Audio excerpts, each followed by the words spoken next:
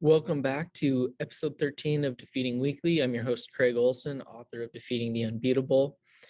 First of all, for those of you that have consistently been watching these videos and providing feedback, I really appreciate that. And I apologize for missing last week, but I was on spring break and decided to really enjoy it. Hopefully you've had some chance to spend some time with your family and friends and just kind of relax over the last couple of weeks. I'm excited to be back and excited about this week's concept. And the concept is kind of an interesting concept that is focusing on deciding or understanding who or what controls you. I'm going to start off this week with a question, and I really want you to take a moment to really think this over. So I want you to think about who or what controls you. What has power over you to make you act a certain way or feel a certain thing?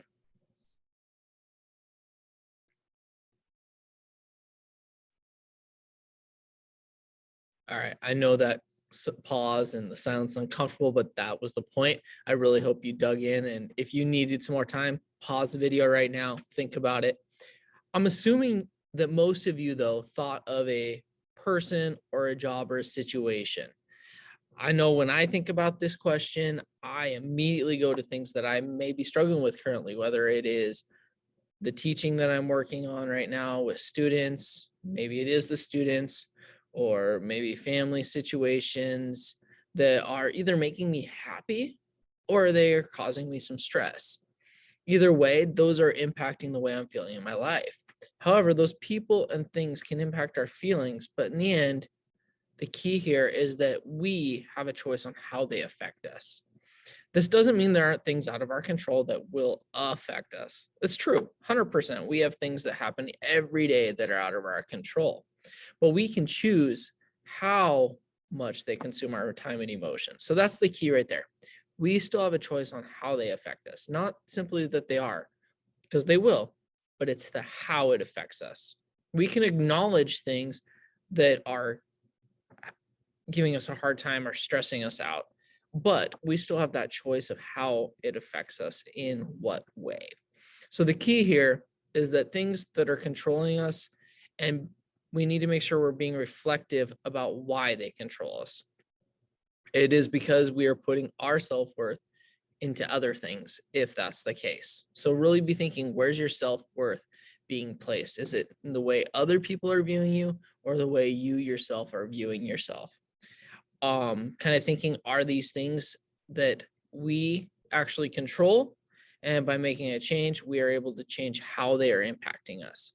So really, that reflectiveness is huge. Think about the situation from the other person's perspective as well. If it's someone that is causing you to feel a certain way, being reflective, just like every other concept that we've talked about, is key in moving forward. If you don't be reflective, you're going to struggle. Reflectiveness is a powerful tool that if every time you reflect on the situations that have taken place, you're going to better yourself. Okay, I know within teaching, being a reflective practitioner is the term they use throughout college, and we still think about it and talk about it each day within the teaching profession. But really, it gets back to that fundamental principle of being reflective of what you're doing, of how a situation's gone. So it works perfect in everyday life situations. And this being trying to figure out who or what controls you is another great opportunity to work on that skill. So consider this point of action that I'd like you to try and do throughout the next week or so when you're encountering situations like this. I want you to take a step back and reevaluate the situation and decide, was it really as bad as you thought? Is the other person behaving or speaking to you in a way that way because of something else going on in their lives? Maybe this has nothing to do with you. So maybe their response that was quite negative had 0% to do with you, and it had to do with the stresses they've got somewhere else.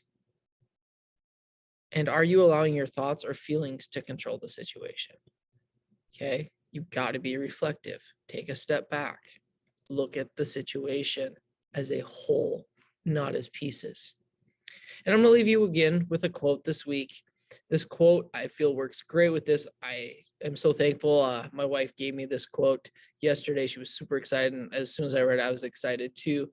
The quote is, "It's not your circumstances that make you negative. It's your attitude about those circumstances." I'm going to repeat that again because that's pretty sweet. It's not your circumstances that make you negative. It's your attitude about those circumstances. And that's from Joel Osteen. I hope that you find something useful in this episode. I hope you have a great week and defeat the weak.